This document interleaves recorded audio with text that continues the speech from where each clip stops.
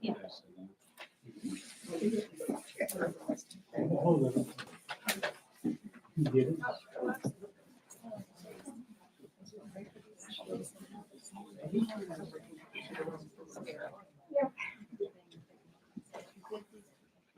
There we go.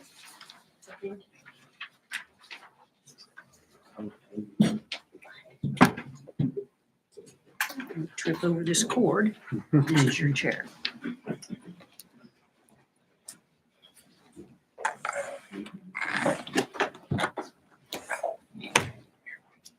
Perfect.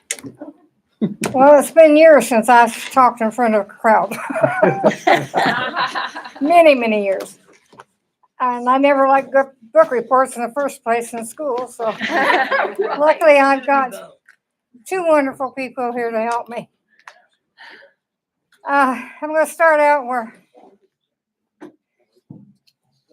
I came into this world in 1943, and I weighed 1 pound and 13 ounces. Wow. You're a preemie? Very. And back then, they didn't have the things they have now as far as Sure. incubators and all kinds of stuff to take care of a baby that little. And but look at me now, so you can laugh. Believe me or not, it was true. And then when I was a senior, I had a terrible, terrible accident. And I thought the angels were around me. I was driving down the country road and hit a cluster of trees and hit it head on and laid out there for 3.5 hours before I was found. And some guys were driving around and found me. And I was lucky to be able to walk. I had my back broke. I had my femur bone broke. And I was in the hospital for 6.5 months. Of course, back in 61, they didn't have the therapy they do now either. I just was born so late that everything changes. But I could feel the angels, and I knew that God was with me, but I wasn't saved or anything yet. But I just had that feeling. I could feel comfort. And I graduated. I had to go back another half a year of school because I missed out so long. But I did graduate with the 62 class. And I wasn't supposed to wear any high heels. I was told that, which I wasn't going to try anyway, because I was just starting to walk. But I did walk across the stage and got my diploma. And as I'm walking down the steps, we had a little part of the Honeywell Center at home now, which is beautiful in Wabash, but we had about 5 steps to walk down. And I was very, very slow getting down the steps, and I had to have help. And you could hear a pin falling on the floor. Everybody was just holding their breath that I got down those steps. And I went down and sat down in a chair, and I could hear everybody go, oh.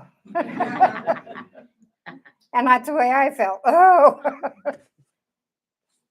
Then in 61, I got married to a very abusive husband. I don't know what got into him. The first year wasn't too bad, but from then on, I was married to him for 20 years. We had 2 sons. And I can remember the day my son got a iron skillet out of the cupboard and kept hitting him on the back of the back to let me alone. And I put my kids through a lot. But I knew I had God with me to get me through this. And that and my children is all I was thinking of. You know, you always thought you're going to get married and be married forever. And I never dreamed I'd be going through this so badly. And they were very strong. They were my backbone. And they learned a lot from it too. Then, thank God Ronnie came along. But I knew Ronnie ever since '59, from the day they moved with Wabash. And we dated in school. He took me to my first prom in '79. And then we got married in 1998. My kids loved Ronnie. Thought that was the best thing that ever happened to me, and it was.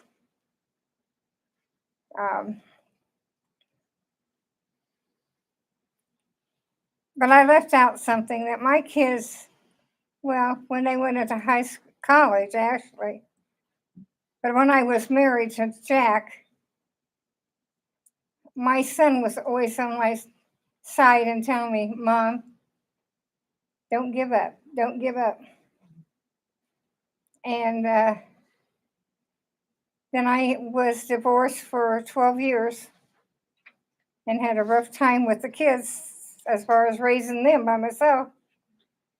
And Krista would say, Mom, we're not in the bottom of the pit yet. Raise yourself up. You're going to be okay. We're going to get through this. And so my kids and I were involved in a church. And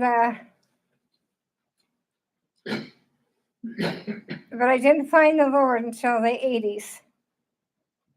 And but I felt like I had him with me all the time. I just a feeling I had. Of course, I went to church all the time, but it didn't mean I was saved by the grace of the Lord. I was just, Right. I just went. Yep. And but my kids were a lot of strength to me. They just really got me through the bad times. And I was too afraid to get a restraining order against him. I was too afraid to divorce him. And when I did, I came down off the steps of the courthouse and I felt like I was just floating. I was so relieved. And Ronnie and I went together for almost 12 years. He was stubborn. I couldn't get him to say anything about marriage. I'm not having any of this flurry stuff in my house. I'm not going to have a woman coming around here tell me what to do. And so we were driving to a car show one day. And that was another thing. We had our 2 old cars and we went to a lot of car shows. And that was a lot of fun. I felt like I was living then. And he leaned over and he said, what if we get married? Would you want to elope or have a wedding? I said, what do you mean this? What if we got married? And he said, well, if we get married. And I said, Ronnie, are you asking me to marry you? I said, well, when we get married, it's going to be a small wedding with our kids. And I made the date right then, and that was all there was to it. I wasn't going to go any longer. And but that was all right with him. He was a wonderful, wonderful, strong Christian man too. And he loved this class so much. He really did. He was just loved it. And I miss him terribly. In 2019, I had a stroke. And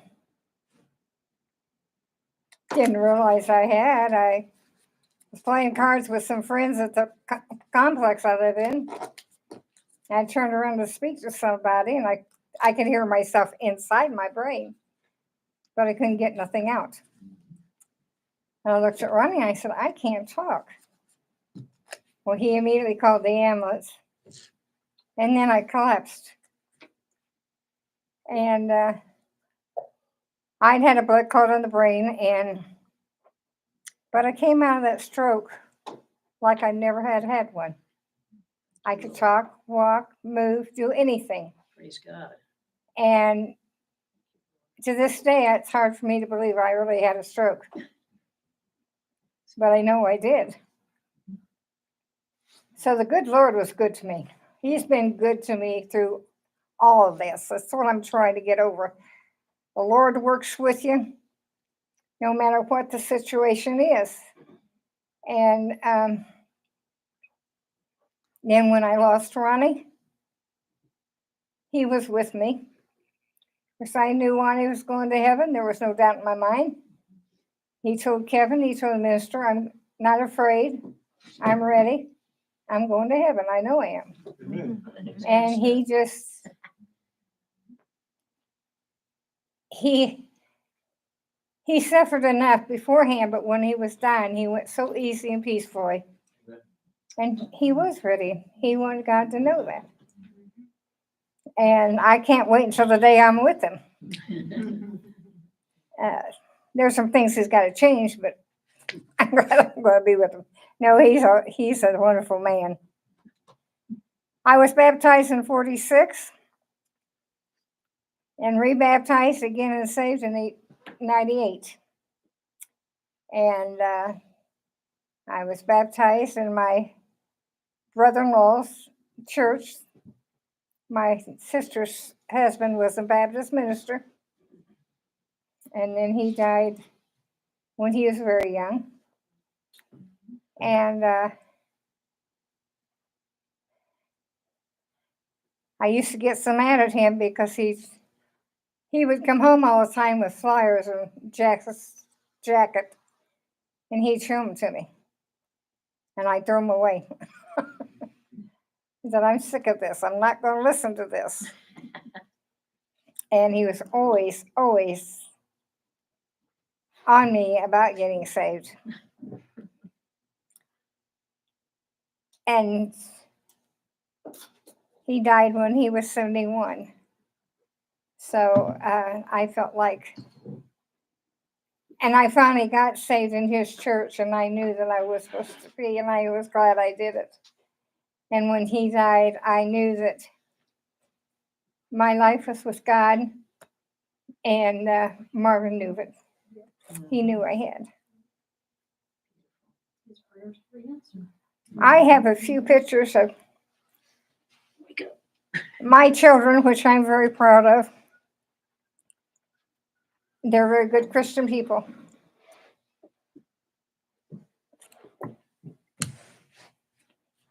That's not our child. Well, I take her.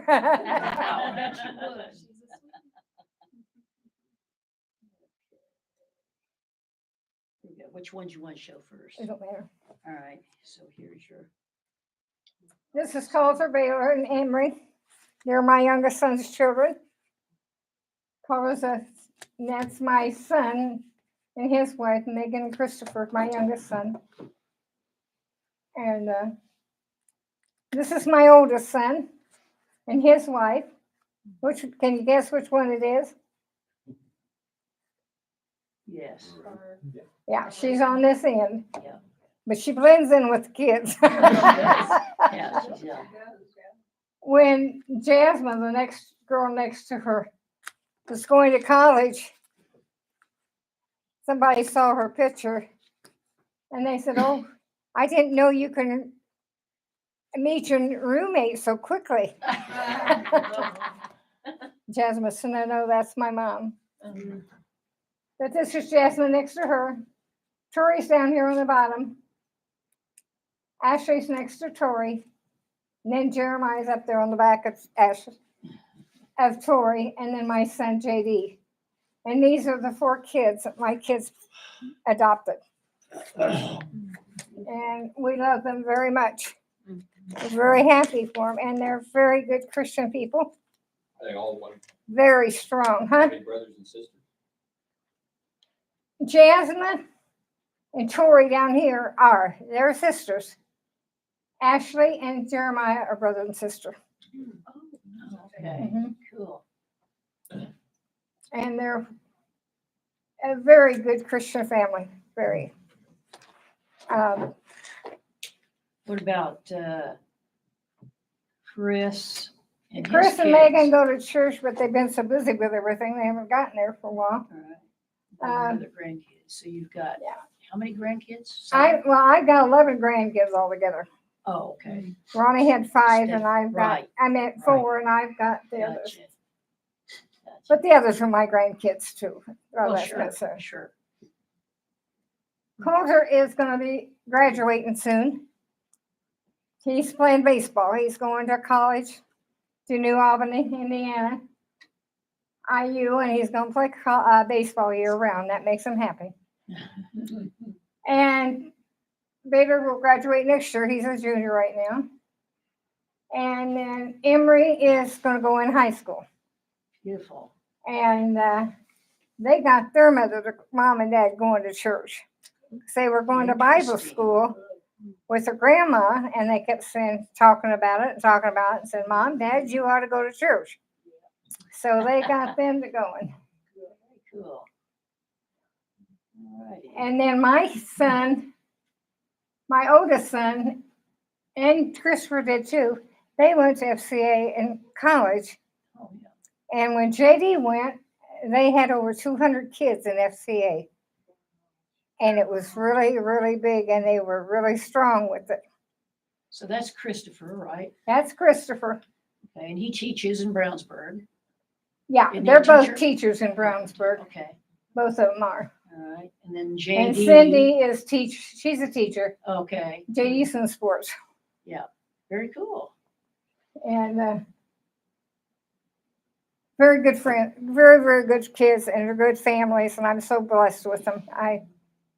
I'm so proud and blessed with them. I don't know what I'd do without them. They were very strong for me. Very good. And I have,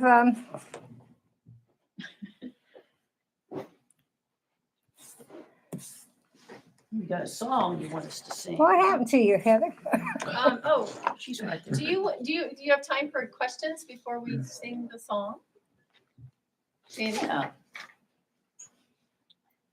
Sandy, are you okay with questions? Do you have before we any- sing? Yeah, that's all Are you right. okay? Some questions and then we'll sing the song, or what do you want to do? Well, I was going to just give these two. Oh, let's do it.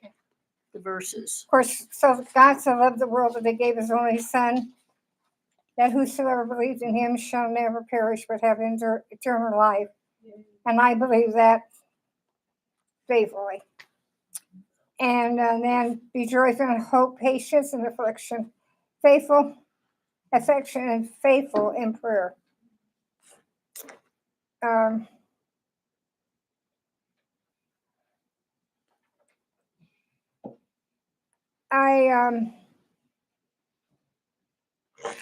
I'm not the greatest in talking in class and everything, but the messages always mean so much to me. I love to listen to them. I love this class. I love everybody in here. You've been such a great support to me. And when you're an old lady like me, it's great to have good support. Yes. And I thank you so much. I really do. I'll be hitting my 80th birthday soon, and so I'm grateful I've been able to stay this long on earth. But then I'm ready when the Lord wants to take me and be with Ronnie. I wish you all could have met him. He was a wonderful man. And then I have a song which I just love. What a Sandy. friend we have in Jesus. Before we do the song, can we ask you some questions? Okay. All right. So, what would you want if you were going to tell your grandchildren some things about your faith? What would you want them to remember? And if you had some words to kind of tell them how much the Lord has meant to you and how faithful He has been, what would you? Yes, that definitely. And just know no matter what they go through, God will be there with them and pull them through. And that I know that He also is so faithful and also will give them strength in getting these kids grown up and be with them too, because these are some kids that could have fallen through the cracks in time, and here they've come into a nice, good Christian home. And they knew God before they were ever adopted. And Jasmine and Troy they had before, and Jasmine was accepted the Lord when she was at their house before. And that's one thing Cindy said, please, Jasmine, keep the Lord in your heart and follow Him. Don't forget about Him. And she didn't. And so I know everybody has wonderful kids. That's something we all praise, I know. But when you get adopted children like that and do so much for them, and nowadays and see how they're raised and all, it's just a blessing. They got into a good home, good Christian home, and also have faith.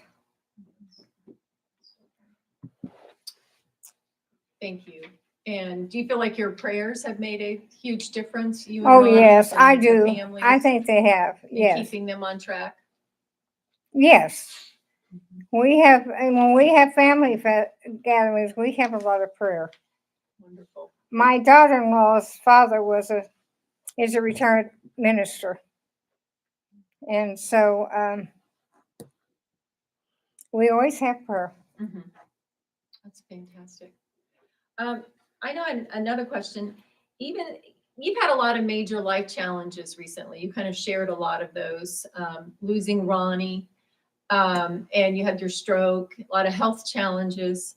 But it seems like you come to church. You're faithful to be here. You always seem to be in good spirits. You're encouraging for all of us. And you always seem to be like taking everything in and appreciative of being here and being in this family, the Logos class. Yes. I think you already shared that, but in this season, it's been so difficult. What do you find has been really helpful without Ronnie? You say you miss him like crazy, but you still keep going and you've been quite resilient. I think the main thing keeps me going is I know God, Ronnie's up in heaven. Mm-hmm. Well, it's so comforting, yeah. And I have my moments. I break down. Don't we all?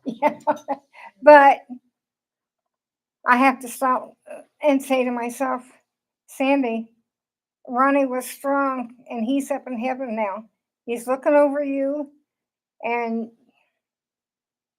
you don't want to see you blubbering all the time. Crying, and so I got to keep my strength on that. Very good. A few more questions? It's not so much a question, but Sandy, I just want to thank you for being part of this class, because I think there was several things. I remember when you and Ronnie first started coming here, and you had moved from your home in Wabash I to forgot to the mention north that. side of Indianapolis, where you really didn't know anybody. And the two of you came in here and you were like, you had been friends with us for 20 years. And I think that speaks well to who you two were as a couple. And you have carried that on. I have known many widows who have in their hurt and their pain withdrawn. And you didn't do that. You continue to come in here and you're a blessing to everybody in this class. Every time we see you, like Heather was saying, you have such a good, positive disposition about yourself. You love being here. That's Oh, yeah. very evident to anybody who talks to you. You enjoy being here. Yes, I do. And I think it helps us be a better class when we have somebody like you around. I really do.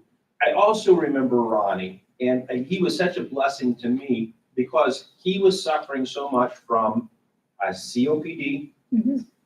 and it was hard for him to even just walk from the car to this room. And I know a lot of times he had to even take a break Mhm. doing that. And I said to him, especially during COVID, I said to him one time, Ronnie, are you sure this is a good idea? And he said, well, where else would I want to be? That's where he lives. I love this class. Yeah. I love these people. Would I rather sit at home or would I rather be here? And so I always appreciated about that, and I'll never forget that. I remember him also telling me, he was such an encouragement to me because he would say, this is the best Sunday school class that's ever been invented. He would say, I wish all my friends would come here. They would all benefit from this. And I always thought that was just the greatest statement. You know, this is the best Sunday school class that's ever been invented. We had a wonderful class where we went to church at home. We just loved the class and everything and had a lot of good times with it and stuff. And this reminded so much of it that we just felt so comfortable when we walked in the door. And same with the church. And we looked and looked and looked, couldn't find anything we really liked.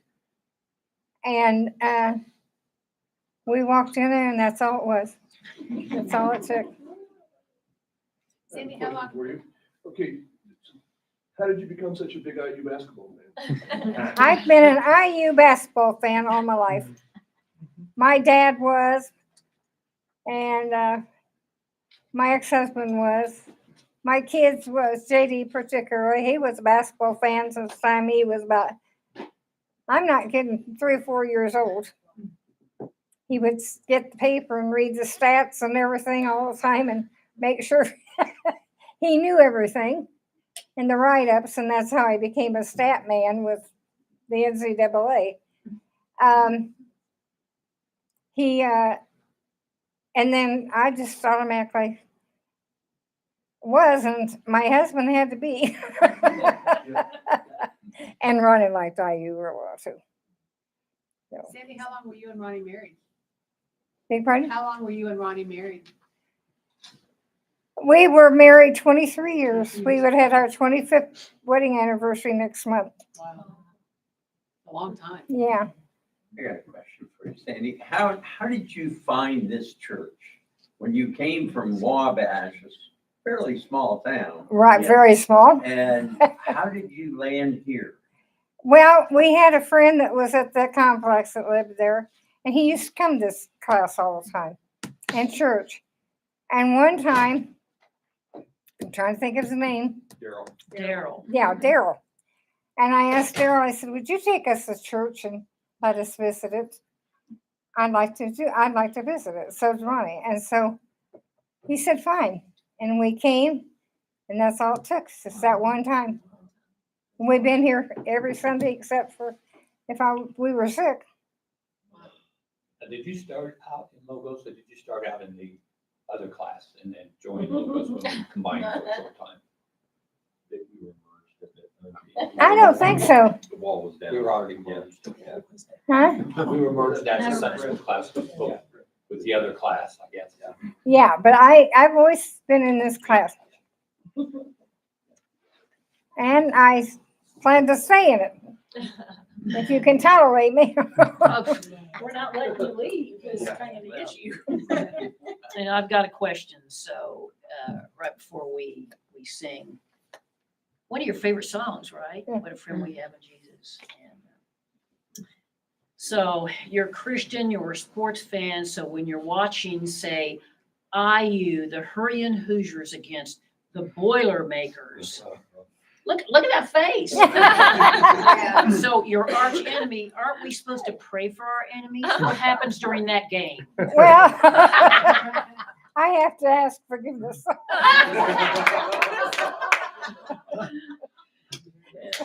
All right. Great. So How long was, Sandy, oh, go. How long has Ronnie been gone? I remember him. He had the oxygen tank, right? Yeah, 2 years he ago. married in 2 years February. ago in February. Past 2 years. Yeah, 'Cause I remember I came here, seems like, how long has it been since we came from Larry's class to here? 7 Oh, or 8 wow. years? It's maybe 5 years now. I don't know. I I have to go thought back it and was look. longer 4 or than I thought 5. it was longer than 5. we moved here 5 years ago, going on 6. It'll be 6 in September. It's been at least since Sandy started this class. Yeah. Yeah, that was merged with a I- different. Are there any other questions? class. Yes, Ken? Sandy, one of the things I really love about you is we share the same loneliness prayer. Miss Ronnie did. So one of the favorite things I give to you is that constant prayer. I'm sorry, I didn't hear you. Constant prayer of feeling loved. Mhm. Thank you. You're a very good man. Tim? More of a comment than a question, but how well with Sandy's testimony, how it really relates to Mike Bickman's message today. I was thinking about that too. We've all done it at some form, level, shape, size, situation, wherever that may be. Really hammered it on home.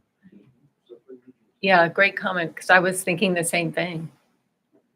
I'm sorry. I didn't hear you. Oh, I'm sorry, he said how the message today, the sermon, this Oh, really yes, ties it did, in and really well with the sermon It today. sure did. I thought so Yeah, too. yeah, Suffering can be depression, but it shouldn't be taken in that context. Where suffering can be a Right. positive thing to get you through to that next step, whatever that may be. right. And we can support each other. That was another big part. And Yeah. that's been Yeah. a lot of your testimony that, family like the Logos has been to you and Ronnie has been a big blessing for you. Oh, it has. When I heard that message this morning, I thought, is he really just talking to me? Yeah, how you do that? Well, how did he know this? And mainly during my first marriage, it was so horrible. And I have a lot of, I wish I could forget it totally, but I can't. And I wish I'd never put my kids through that kind of abuse. And they had counseling when they got into school. They before they even got married, because they didn't want to be like their father. And I give them a lot of credit on that too. And so that's just one thing that bothers me more, and I keep asking forgiveness on it, but I can't seem to get my mind cleared of it. Why'd I put them through that bad time?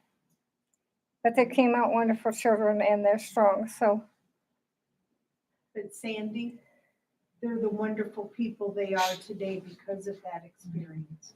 well, I feel like Gave them And there's a blessing in that experience too, because had you not ever married that man, you wouldn't have had those 2 sons. right. So And, yeah. there's the blessing in our struggle right there. And there's a Yes. difference between forgiveness and forgetfulness or forgetting. I mean, we need to forgive ourselves Mhm. and the man who did that to you and the kids. Now, we're human, we're not going to forget some things, right? Oh no, I could not even say his name Jack, and he was all looking at me. Right. I mean, I took so much abuse from him. It wasn't just Sure. very little. It was mainly abuse. When He you know, hit me a lot, and threw me down the steps. Huh?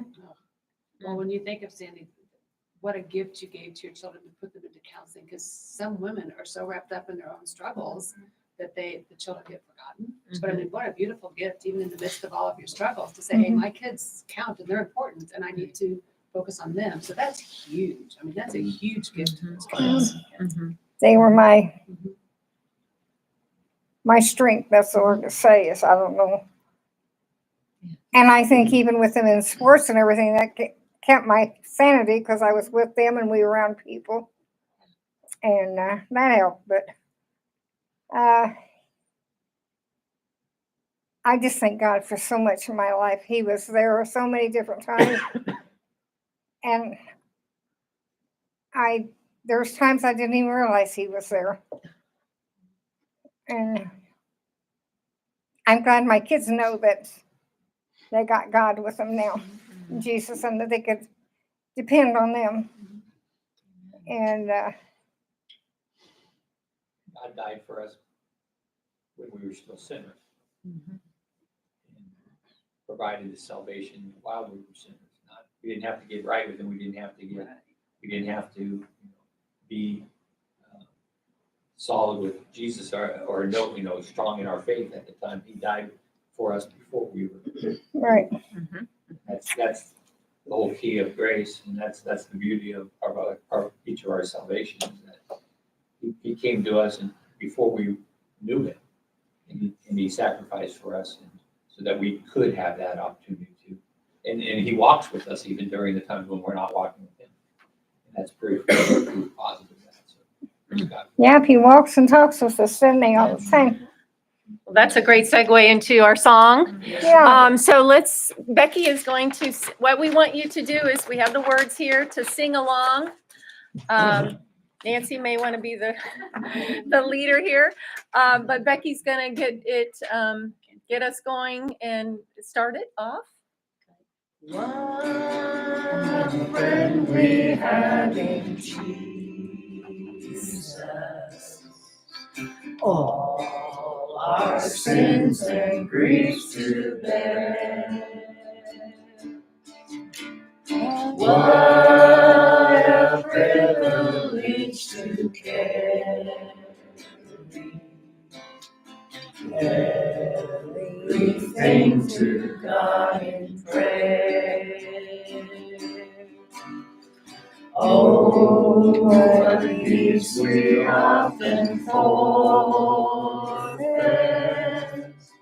Oh, what needless pain we bear. All because we do not care. Everything to God in prayer. Have we trials? Have we trials and temptations? Is there trouble anywhere? We shall never be discouraged. Take it to the Lord in prayer. Can we find a friend so faithful, who will all our sorrows share? Jesus knows our every weakness. Take it to the Lord in prayer. Are we weak? Are we weak and heavy laden? Covered with the Lord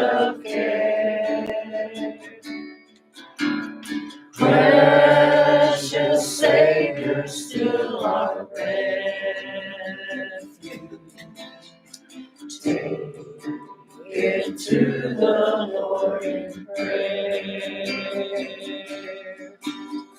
Do thy friends despise, forsake thee?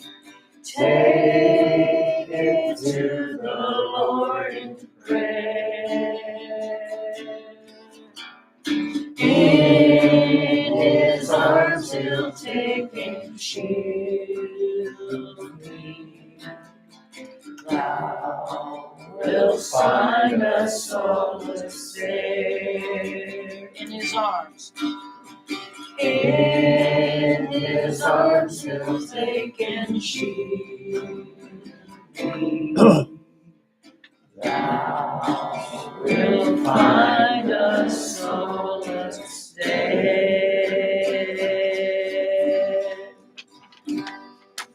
Thank you, Becky. Thank you. And I just wanted, this was the song you loved, so we wanted to sing it together as the Logos family. And just thank you so much, Sandy. Yeah, It's been a blessing. Appreciate it.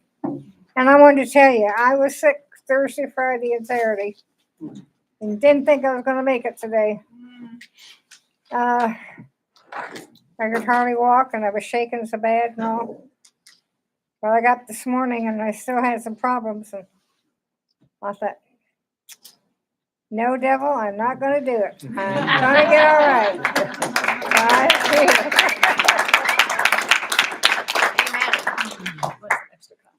Thank you so very much. Thank you. I appreciate everything. I was so worried about this. Sandy, you did a marvelous job. Yes, I indeed. loved it. I loved it. Yes. So let's have a word of prayer and we'll turn you loose. Okay. Dear Lord, thank you for your goodness. Thank you for Sandy's testimony. What a wonderful testimony.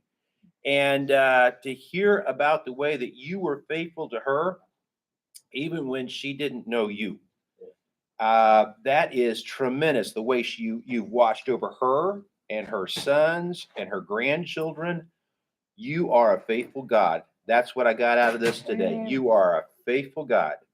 We ask that you would help each of us as we go into our week, lead us and help us to live for you. We ask this in your name. Amen. Amen. Amen. Thank you. You're welcome. I put too much butter. Do you want me to get your water? Yeah, Minor. I'll Yeah, get it's not that major. I